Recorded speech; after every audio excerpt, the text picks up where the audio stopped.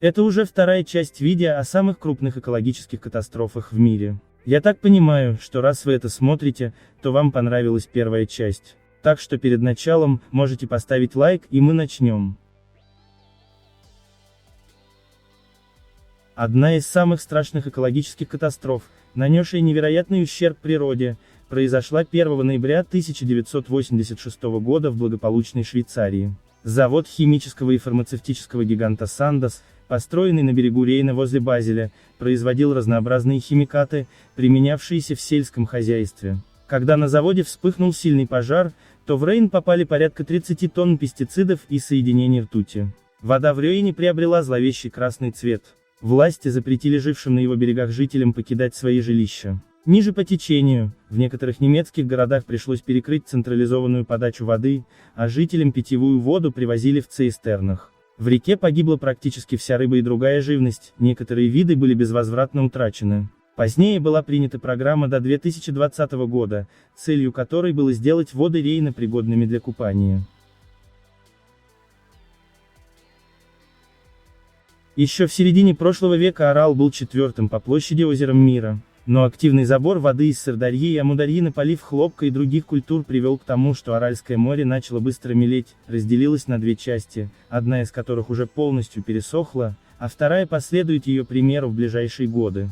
Ученые подсчитали, что с 1960 по 2007 год Аральское море лишилось 1000 кубических километров воды, что привело к его сокращению более чем в 10 раз. Раньше в Арале обитали 178 видов позвоночных, а теперь их насчитывается лишь 38. Десятилетиями в Арал сбрасывались и оседали на дне отходы сельского хозяйства. Теперь они превратились в ядовитый песок, который ветер разносит на полсотни километров вокруг, загрязняя окрестности и уничтожая растительность. Остров Возрождения давно уже превратился в часть материка, а ведь когда-то на нем находился полигон испытания бактериологического оружия. Там есть захоронения с такими смертельно опасными болезнями, как тиф, чума, оспа, сибирская язва. Некоторые возбудители живы и сейчас, поэтому могут благодаря грызунам распространиться в обитаемые зоны.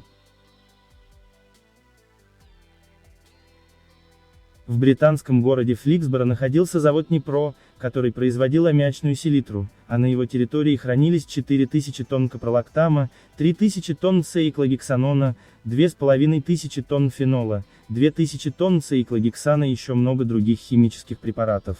Но различные технологические емкости и шаровые резервуары имели недостаточную заполненность, из-за чего возрастала опасность взрыва.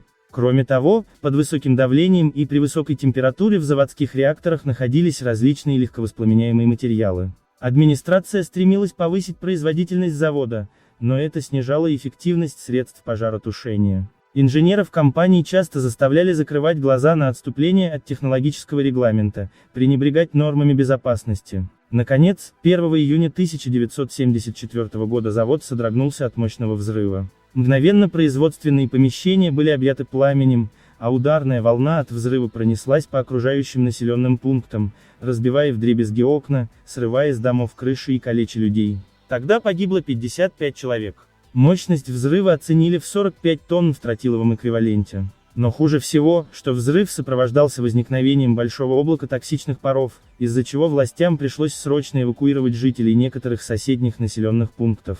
Ущерб от этой техногенной катастрофы оценили в 36 миллионов фунтов, это было самое дорогое для британской промышленности чрезвычайное происшествие. В июле 1988 года на платформе Пайпер Альфа, использовавшейся для добычи нефти и газа, произошла большая катастрофа. Ее последствия усугубили нерешительные и непродуманные действия персонала, из-за которых из 226 человек, работавших на платформе, погибли 167. Еще некоторое время после аварии по трубам продолжали поступать нефтепродукты, поэтому пожар не затухал, а еще больше разгорался. Эта катастрофа закончилась не только человеческими жертвами, но и большим ущербом окружающей среде. 20 апреля 2010 года на нефтедобывающей платформе Deepwater Horizon, принадлежащей компании British Petroleum, и расположенной в акватории Мексиканского залива, произошел взрыв, из-за чего продолжительное время из неконтролируемой скважины в море выбрасывалось огромное количество нефти. Сама платформа погрузилась в воды Мексиканского залива. Специалисты лишь примерно смогли оценить объем вылившейся нефти, но ясно одно, эта катастрофа стала одной из самых страшных для биосферы не только побережья Мексиканского залива, но и вод Атлантического океана. Нефть выливалась в воду на протяжении 152 дней, 75 тысяч километров вод залива были покрыты толстой нефтяной пленкой. От загрязнения пострадали все штаты, чье побережье выходит к Мексиканскому заливу, но больше всех досталось Алабаме. Под угрозой исчезновения оказались около 400 видов редких животных, на залитых нефтью берегах гибли тысячи морских птиц и земноводных. Управление особо охраняемых ресурсов сообщило, что после разлива нефти имела место вспышка смертности среди китообразных в заливе.